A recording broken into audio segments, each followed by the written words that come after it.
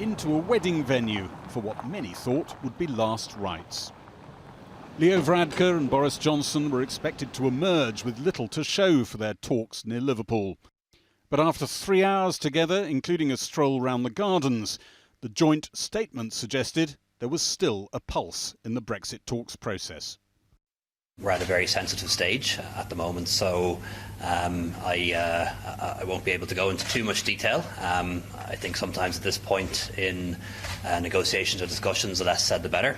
But what I can say is that I had a very good meeting today with the Prime Minister and our teams together. Very positive and very promising. And I am now absolutely convinced that both Ireland and Britain want there to be an agreement. That's in the interests of Ireland and the United Kingdom and the European Union as a whole. And I do see a pathway towards an agreement in the coming weeks. If they could suddenly see a pathway to a possible deal, how come? There is speculation Britain has moved on how Northern Ireland gets to give its consent to staying under EU rules after Brexit. We'll know if the progress is real if the EU upgrades its approach to all this from technical talks to negotiations. And that, with time running out, would have to come very soon. Deal or no deal, the focus could quickly shift to Westminster. Will MPs vote for a deal if Boris Johnson does manage to get one at the last minute? Or if he fails and Parliament manages to stop a no-deal Brexit, will MPs then vote for a speedy general election?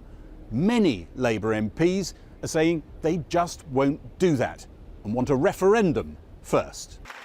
Jeremy Corbyn, speaking in Northampton, said that wasn't his approach. The party would, if there was no deal agreed and a delayed Brexit, back an early general election. After an election, a Labour government would introduce legislation to ensure a referendum that takes place between, as I've said, the agreement that we would reach with the European Union, and I'm very confident we could reach that agreement with them, and Remain. I have to say, in Remain, I would also want to see some reforms to the European Union. Labour rebels unhappy at that have some interesting allies in Parliament who think the same way. The second referendum is definitely not my preferred outcome, but we will have to resolve this issue somehow. A general election will not resolve the issue because general elections typically result in a government being formed on the back of 35% of the votes of the electorate. That isn't going to resolve this debate. So if we can't find a way of resolving this through a deal, it may be that that's where Parliament ends up. Before that moment, the Prime Minister, returning from Merseyside, will hope discussions at the European Commission can intensify and fast, with the critical EU summit now 1 week away. Gary Gibbon reporting. Well, now our political correspondent Paul McNamara is in Brussels, where the Brexit Secretary Steve Barclay is expected to continue negotiations with EU Brexit negotiator Michel Barnier tomorrow. Paul, I mean, the language change is so incredible. What about the reaction there? Any?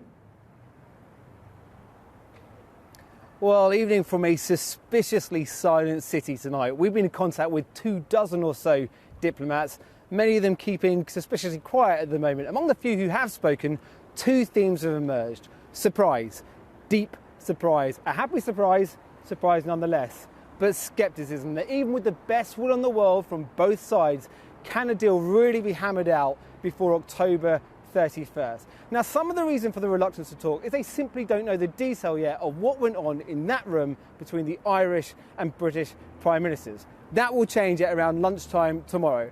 After the EU's chief negotiator Michel Barnier meets with Steve Barclay, Mr Barnier will then be meeting with diplomats from 27 EU nations, and that's when we'll find out whether or not today really was a pivotal day. Will we hear yet another statement saying progress has been made but not enough detail for a deal? Or will we start seeing manoeuvres towards those tunnel negotiations where a deal is really thrashed out? Because that's what needs to happen now if a deal is really possible before October 31st. Paul McNamara in Brussels. Jackie. Well, our political correspondent Liz Bates is in Birmingham, where the Labour MP Chris Williamson has heard that he's lost his legal bid to be reinstated in the Labour Party. More on that in a moment. But first, Liz, has there been any reaction from Labour to the latest developments on those Brexit negotiations? So what I'm hearing tonight from Labour is that for the Labour leadership, nothing much has really changed. They didn't support Theresa May's deal, and they're expecting that anything that comes back from Boris Johnson will be worse than that. So not much movement from them. But crucially, there are a group of Labour MPs, maybe up to 20, that could back a Brexit deal if one comes back to the Commons. And I was speaking to one of them today. They say that that support is still very much up for grabs and that they were feeling positive about what had come out of the talks today between Boris Johnson and Leo Varadkar. And of course, if it does come to a Commons vote on a Brexit deal, even a small amount of Labour support could tip the balance. And Liz, what about this legal bid by Chris Williamson to get back into the party? So if you remember, Chris Williamson was suspended from the Labour Party back in February this year after he said at a political meeting that the party had been too apologetic about criticism that it had about handling of anti-Semitism claims against it. Now, he's been fighting a legal battle to overturn that suspension, and today we heard a ruling from Birmingham's High Court. They said that in some aspects of the disciplinary procedure, Labour had acted unfairly. But crucially, when it came to the latest fresh allegations made against him in September, the court said that that was fair. So Chris Williamson still suspended from the Labour Party. Here's his reaction to that court ruling today.